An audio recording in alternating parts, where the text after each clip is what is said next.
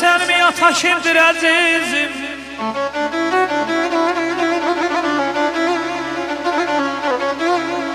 Bilirsen mi ata kimdir azizim? Sen onu yatasız olandan sonra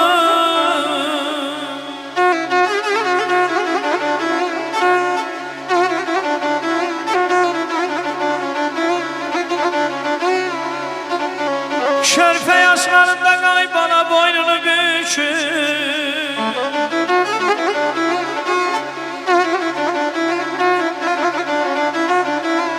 Körpe yaşlarında boynunu bükür. Her şeye tam arzı kalandan soruyor.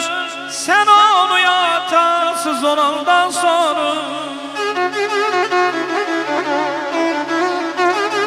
atasız yaşamak çətindən çətin, atadır zinatı bəşəriyyətin. Düşmanın önündə dayanar mətin, evladın zirehdən layıdır ata. Könül sarayını ucaldan danla, ummaz zəhmətindən əslə təmanna. Tapılmaz avazı aşadı anla, Quran ayəsinin sayıdır ata. O diye evladına əbədi pəna, əhv edər önündə edərsə günah. Bilsən qiymətini əstağfurullah. O böyük Allahın payıdır ata. O böyük Allahın payıdır ata.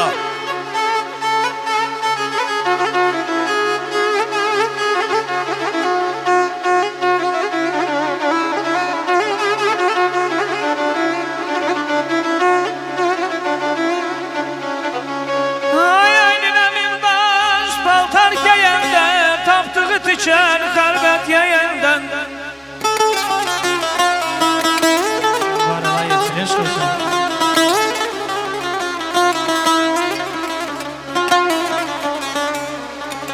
Dedim eynine mindaş paltar giyende, taptığı düşen xərbət giyenden.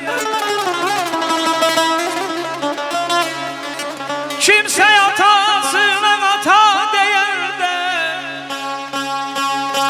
kimse atasına ata deyende, gözleri bulup dey. Donandan soruş sen onu yatasız olandan soruşmalar.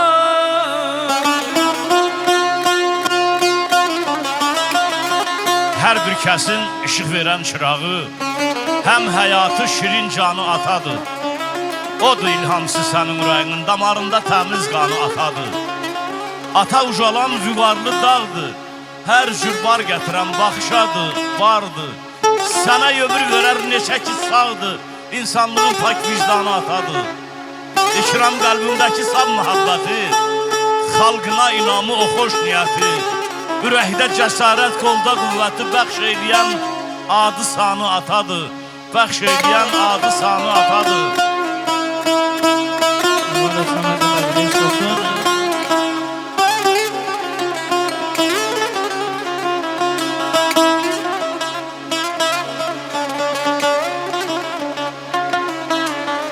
Mən aşıqəm ey atasızlar, pis günümə qaydolsan atamsızlar, atamsızlar.